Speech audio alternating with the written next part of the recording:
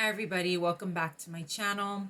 So today I kind of wanted to just address something that had been in the news recently. I did talk a little bit about this in a previous video, but I just kind of wanted to discuss it here a little bit. And it's more of a personal gripe. It's not necessarily, this is not going to be a very well thought out video, but I wanted to address the whole, Nicki Minaj situation, the vaccine thing, and also to a little bit of the Joe Rogan thing, which I did touch on in a previous video.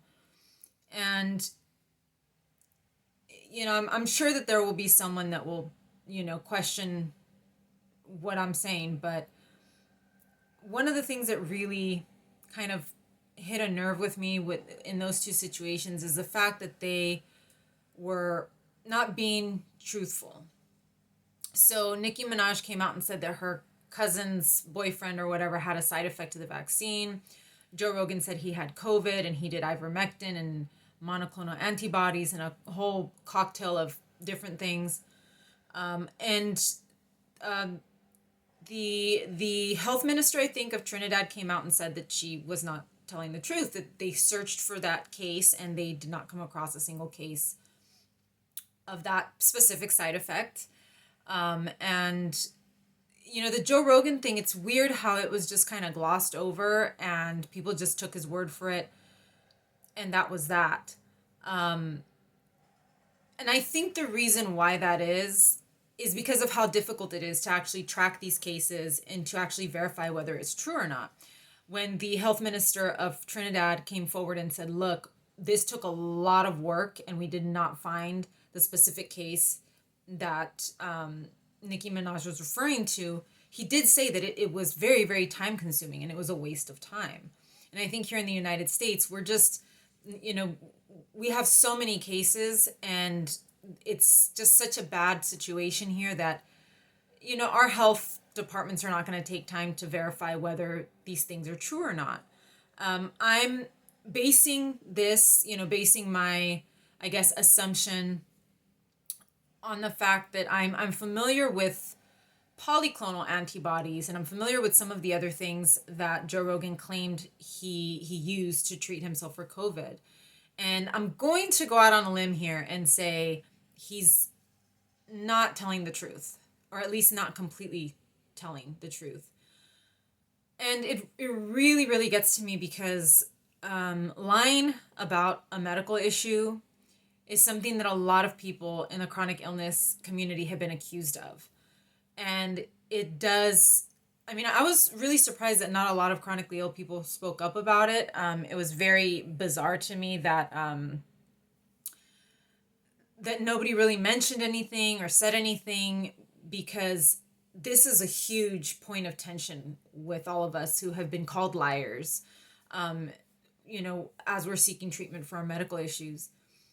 And it bothered me so much, especially the Joe Rogan thing. The Nicki Minaj situation was clarified by the health minister, and he came forward and he was like, look, we looked into this and we did not find anything. But obviously Trinidad is much smaller than the United States, than probably one state in the United States. And so, Joe Rogan came forward and said all these things, and then, and the world just moved on. People took his word for it. It became, another bit of ammunition for the anti-vaxxers and the pro-ivermectin groups out there. And nobody ever stopped to question whether he was even telling the truth or not. And the whole situation of him being on monoclonal antibodies was just thrown out the window. Nobody even paid any attention to that. And, it's stuff like that I think, there is mistrust from chronically ill people to the medical community. We have a lot of mistrust and we have a lot of trauma from the medical community. But I think it also goes the other way as well, where you have people that are, openly lying and saying these things, and creating distrust from doctors and medical professionals to patients. And, there have been cases of Munchausen, and we know, I think the whole Gypsy Rose thing where her mother, was putting her through these horrible, medications and things that were making her sick and passing her off as somebody that was sick.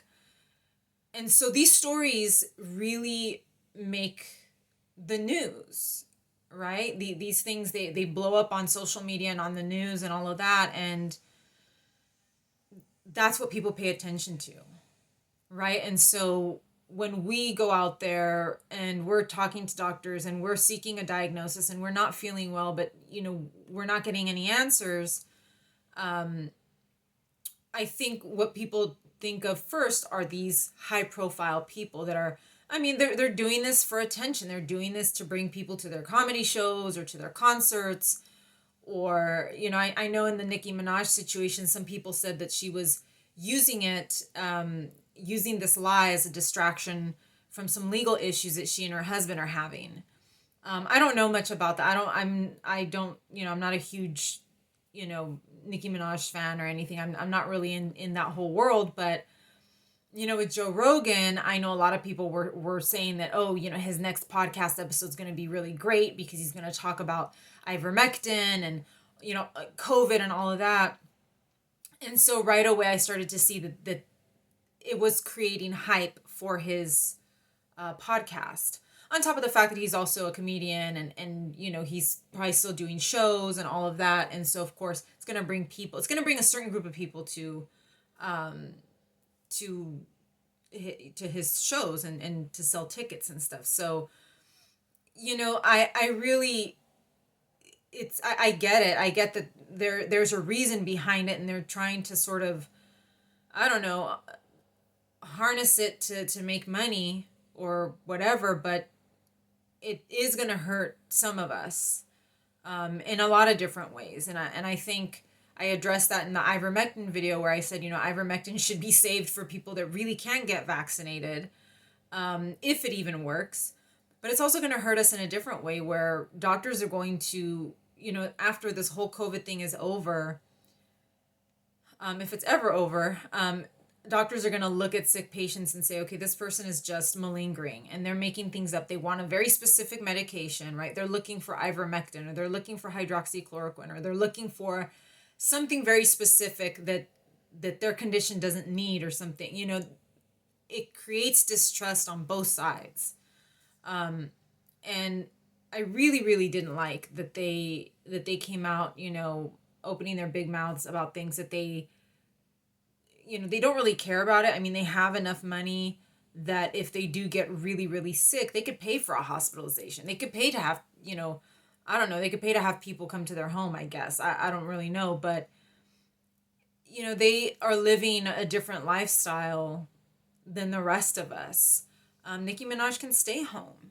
She has plenty of money that she doesn't have to get vaccinated and she doesn't have to go out in public to do anything anymore. She's got plenty of money to get her through the rest of her life, I'm sure. But many of us don't. Many of us still have to, go to work or go to the doctors or, get medical treatment every week or every month or, and, it just really bothered me. They don't realize how many people they're affecting. They're affecting the most vulnerable people. And I think that was the argument against Nicki Minaj was that, she is in the Black community. And there are a lot of, Black people that are very concerned about the vaccine and that are very hesitant about it. And instead of her coming out here and saying, listen, I don't know anything about the vaccine, it's like, oh, my cousin's boyfriend's friend or whatever, had a really bad side effect from it or something. And it's not even true at the end of the day. Why she got so much more backlash than Joe Rogan, I could not even tell you. I kind of wish that I feel like they both should have gotten the same amount of backlash, but I think because her claims were actually looked into and his weren't, she was the one that ended up getting all the backlash for that comment. But for me personally, I know it's going to affect chronically ill people and disabled people when we are trying to advocate for ourselves. And, we're telling doctors, listen, I think I might have this, or I have a new symptom, or I can't get the vaccine because, I tend to react to everything. And here, doctors may just say, oh, she doesn't know what she's talking about, or she heard something on the internet, or, it really is something that is going to affect, it's going to affect a smaller amount of us. It's not going to affect, the general public, but it's going to affect the most vulnerable, those of us that are already sick and that are already at risk. And they don't really see that because they're not in those worlds. They're healthy. They're actually healthy people that work a lot and that are out there a lot and that are, that are living their lives. They get to travel, go wherever they want. They're putting on shows and concerts and having children and raising families. And so they're in a world of they're in the world of, I guess, I don't want to say normal people, but not sick people. And so they don't realize that their words are going to do damage to other people, to more vulnerable individuals. So I kind of wanted to just address it because it did it made me kind of angry. And the only good thing is that there was a correction, at least in one of these cases. But, right now, a lot of these medical professionals can't keep speaking up and saying, hey, this person's lying, or that doesn't sound right to me, or, they don't have the time to do it. They don't have the energy right now. Their people are still dying. We have, I don't know when I'm going to upload this video, but we still have several states that are actually starting to ration care here in the United States. So this thing is not over. It's very much becoming an even bigger problem in certain areas of the country. And, it's very concerning when these high profile people come forward and just make things up. So, I had to get on here and vent and talk about it because it hit a nerve. It hit a really, really sensitive, fragile nerve of mine, because we all know what it feels like to be told that we're not feeling what we're feeling, that we're lying, and that we're making things up. And then I turn around and then there's people that are these very high profile figures that are actually lying and making things up. And it's bringing validity to these concerns that doctors have with patients like us. It's kind of driving the point home for them that there are people that just lie about stuff because they're going to gain something from it. And, there are people that do. It's sad to say there are people that do lie about medical stuff, and we get thrown into the mix with them because they see us all the same, right? We look normal, especially those of us with invisible illnesses. We look normal. We act normal for the most part. We don't have anything incredibly apparent about our disability, and so we just get thrown in with these people. And I really resent them for that. But yeah, that was my personal gripe of the moment. I don't know what you guys feel about this. I literally, I've seen a lot of opinions about Nicki Minaj, have not seen much about Joe Rogan, and I really wish people would talk about it a little bit more and say, hey, I've done some of the therapies that he's talking about, and that's not how it works, or it did help me, or you know what I mean? Because to me, when he went down the list of this cocktail of stuff, I was like, there's no way that he could have had that all done at once. And where did he go? Being that he was actively ill and he was going out and being in contact with people that had to administer these therapies. So it didn't add up to me, knowing what I know about those therapies. But anyways, please like and subscribe. Leave some comments. Let me know how you feel, if you're a chronically ill person that has dealt with this kind of thing, or I don't know, just your personal opinion about these two situations. I think they're very. I think and the worst part is there are going to be more celebrities. I guarantee it. There are going to be more people coming forward and saying similarly ridiculous things, and making it harder for the rest of us. So watch out for that, because I can assure you there's going to be a lot more of this to come. So thank you for joining me, and I will see you again soon. Take care.